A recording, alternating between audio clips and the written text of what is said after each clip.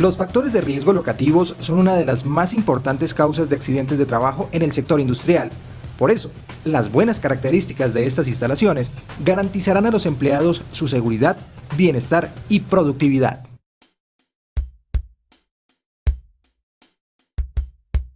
La estructura deberá ajustarse a las disposiciones legales de sismorresistencia, teniendo en cuenta además las cargas dinámicas o estáticas que deban soportar.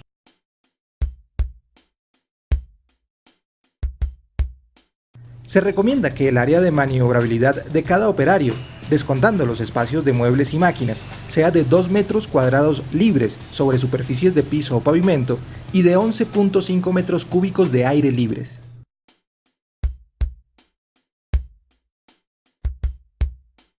Pautas técnicas recomiendan que la parte más baja del techo, para las áreas industriales, tenga una altura mínima de 3 metros.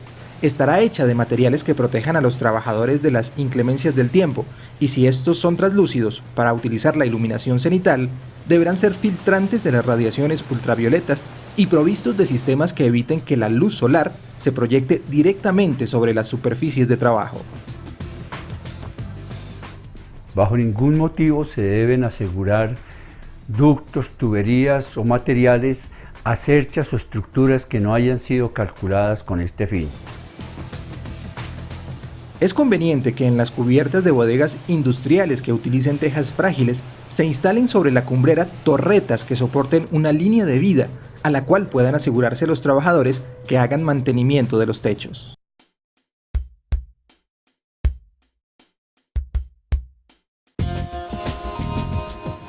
Los pisos revisten especial importancia por ser una superficie que siempre está en contacto con el trabajador.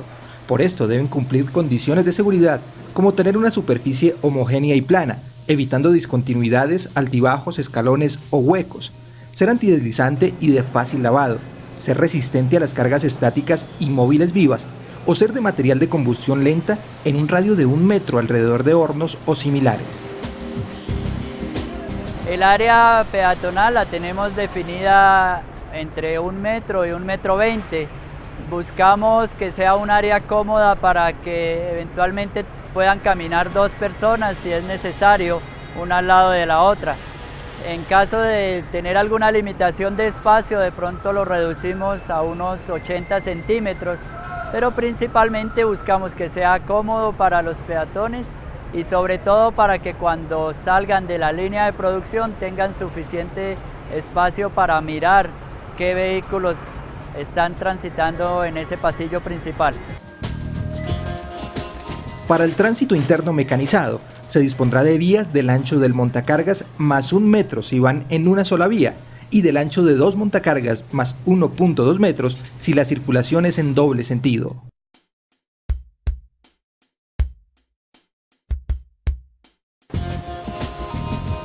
Pautas técnicas indican que las puertas no deben distar más de 45 metros para comunicar una salida al exterior. Si es una puerta principal, deben tener un ancho de 1.2 metros por cada 50 personas y se aumentan 50 centímetros por cada 50 trabajadores de más o fracción y una altura mínima de 2 metros. Las puertas que den acceso a escaleras deben abrir sobre rellanos o tramos planos y no directamente a los escalones. Las puertas de salida de emergencias tienen que abrir hacia la salida teniendo en cuenta en el diseño que la apertura de la puerta no vaya a golpear a peatones que estén en el corredor. Las puertas enterizas de vidrio tienen que ser de vidrio templado y tienen que tener cintas que permitan su identificación.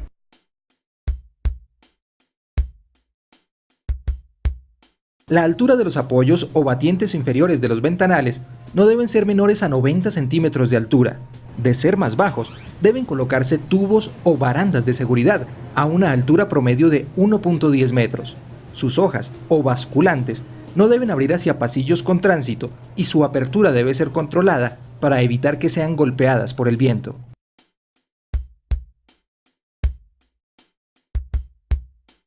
Si las escaleras son estructurales, deberán cumplir condiciones de seguridad, como una resistencia mínima de 500 kilogramos por metro cuadrado, un ancho mínimo de 90 centímetros, una inclinación de 20 a 45 grados, una huella mínima de 23 centímetros y una altura máxima de 20 por cada escalón. Cada uno de estos debe contar con cintas antideslizantes o con regatas rellenas de material abrasivo como el granito rústico u otro similar. Deben tener una altura en total de su recorrido de mínimo 2.2 metros, tener barandas o pasamanos a una altura promedio de 90 centímetros y estar iluminadas de manera difusa para evitar el encandilamiento.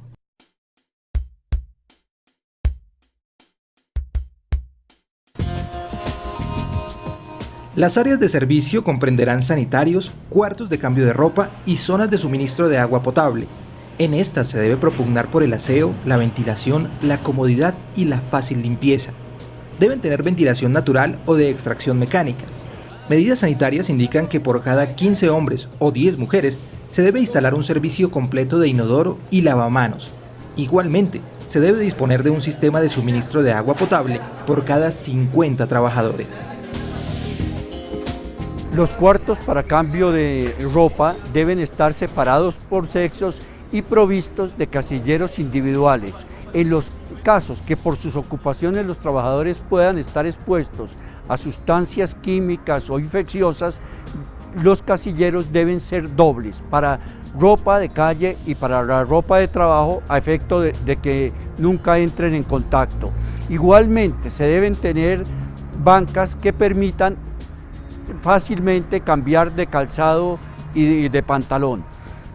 Es aconsejable que este tipo de cuartos esté próximo a servicios de aseo para que el trabajador pueda asearse convenientemente antes de salir de su trabajo.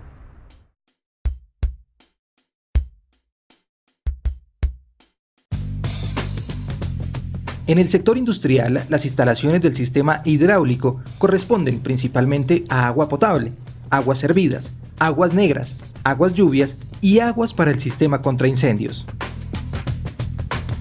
El agua potable es un elemento vital para el desarrollo de las actividades de la compañía. Desafortunadamente el agua potable no es confiable la que llega de los municipios.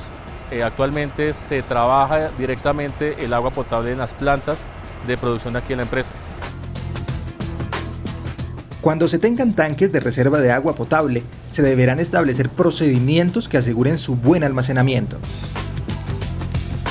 Cuando en las industrias se cuente con tanques de almacenamiento de agua potable, se deberán hacer mantenimientos, limpieza y desinfección semestralmente.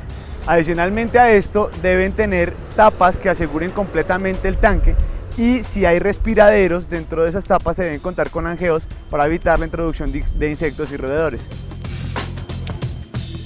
Las aguas servidas corresponden a las resultantes de los procesos industriales y su vertimiento está determinado por las resoluciones ambientales de cada ciudad, que exigen concentraciones permitidas de materiales sólidos, grasas, azúcares y productos químicos en general.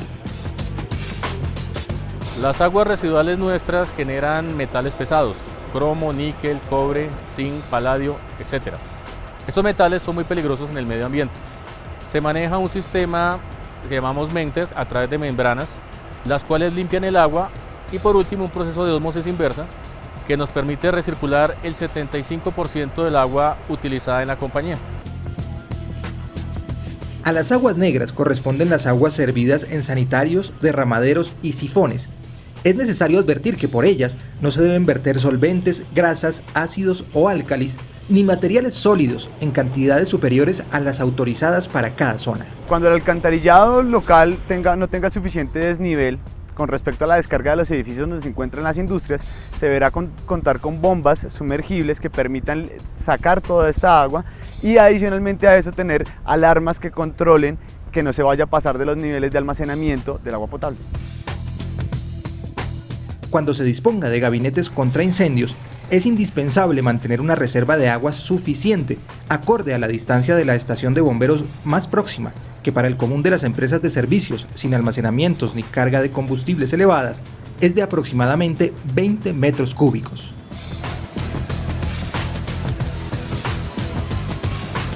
Los bomberos de la zona son escasos, por eso buscamos ser autosuficientes.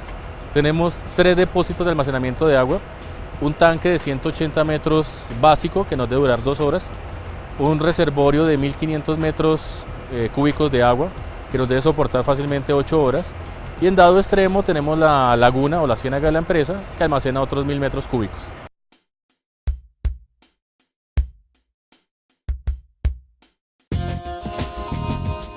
El empleo de demarcación y señalización de seguridad es complementario a otras medidas adoptadas, tales como el uso de resguardos o dispositivos de seguridad, protecciones personales o salidas de emergencia, y su puesta en práctica no eximirá en ningún caso de la adopción de las medidas de prevención que correspondan. La señalización es el soporte más importante en cuanto a información de prevención de riesgos en las empresas. Para nosotros es muy importante que todos nuestros trabajadores tengan claros los riesgos a los cuales están expuestos, pero más que eso, los controles que podemos tener para que esos riesgos no lleguen a ser graves y no ocurran. Se recomienda demarcar las vías de tránsito, las áreas de trabajo y de almacenamiento con líneas amarillas de 10 centímetros de ancho, a efecto de dar ordenamiento a las plantas de producción o a las bodegas de almacenamiento. Igualmente, los códigos de colores permiten identificar ductos o tuberías para indicar la clase y la dirección de los fluidos y sus condiciones de temperatura o presión. Nuestra señalización nos ayuda a identificar límites de velocidad, nos ayuda a identificar dónde encontramos los equipos de emergencia, delimita claramente los pasillos para vehículos y para peatones, nos indica las rutas de evacuación, indica sitios donde hay mayor tráfico y de pronto hay que tener una atención adicional. Y esto se le comunica a todos los empleados por medio de charlas, por medio de informaciones en actividades de despliegue.